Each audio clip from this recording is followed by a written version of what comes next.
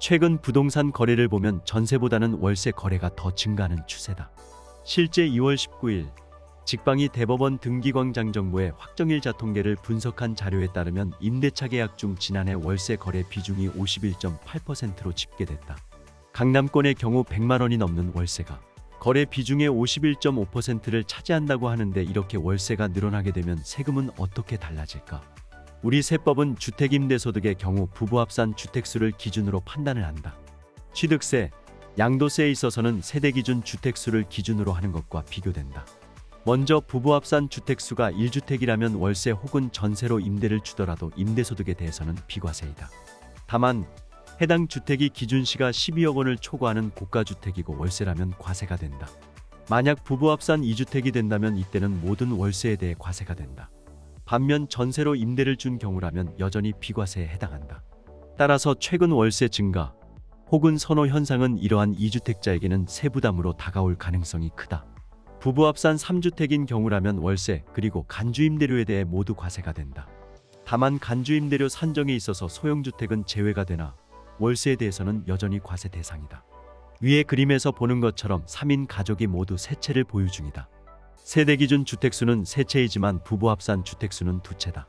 따라서 해당 주택을 보유하면서 발생하는 임대소득에 대해서는 A씨와 A씨 배우자의 경우 부부 합산 2주택으로 월세에 대해 과세된다. 다만 자녀의 경우 미혼이므로 부부 합산 주택수는 한 채가 되고, 이때 자녀 명의인 3번 주택에 대해 월세를 받는다 하더라도 고가주택이 아니라면 임대소득에 대해서는 과세되지 않는다. 1번 주택에 대해서는 A씨 단독 명의이며 2번 주택에 대해서는 부부 공동 명의이다. 따라서 월세 수입 금액에 대해서는 다음과 같이 계산한다. 둘 모두 연간 수입 금액이 2천만 원 이하이므로 분리과세 또는 종합과세 중 선택이 가능하다. 이때는 본인 명의 다른 소득이 있는지 그리고 해당 소득에 적용되는 세율이 어느 정도인지를 파악한 후 선택하는 것이 중요하다. 가령 A씨의 경우 직장 근로소득 연봉이 5천만 원이라고 한다면 이때 적용되는 세율이 대략 24% 또는 15% 구간에 해당한다. 주택임대소득 분리과세 세율은 14%이니 분리과세가 유리함을 알 수 있다. 만약 연봉이 1억 원으로 고소득 근로자라면 종합과세 시 35% 또는 24% 세율이 적용되므로 역시 분리과세가 유리하다. 만약 A씨의 배우자가 별도 소득이 없는 경우라면 어떨까? 이때는 분리과세 14%보다 차라리 해당 소득에 대해 사업소득으로 신고해서 6% 세율을 적용받는 것이 나을 수 있다. 하지만 이 경우는 세금만 고려해서는 안 된다.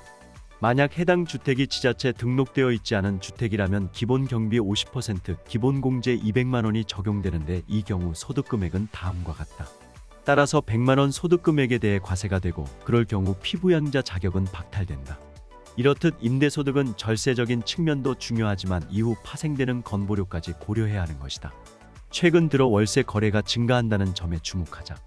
이는 고금리로 인한 전세자금 대출 부담에서 시작된 것도 있지만 전세 사기 등 최근 발생한 사회적 이슈에서 비롯된 것도 있다. 임대인 입장에서는 점점 더 전세 보증금을 활용하기가 그만큼 어려워진다는 의미도 된다. 게다가 2주택 간주임대료에 대해서는 임대소득 비과세였지만 2026년부터는 해당 2주택이 고가주택인 경우에는 보증금에 대해 과세가 될 전망이다. 그리고 2024년도 발생하는 간주임대료 이자율은 종전 2.9%에서 3.5%로 인상되었으니 주택임대소득에 대해서는 과세 포착도 더욱 용이해지고 세부담도 그만큼 커질 것으로 예상된다. 이러한 점을 감안할 때 주택임대소득에 대해서는 앞으로 더욱 투명하게 운영, 관리하는 것이 필요하다. 처음 매수할 때부터 세후 수익 그리고 건보료 부담 등을 고려해야 하며 부부 외 다른 가족의 매수 계획도 미리 고려해야 한다.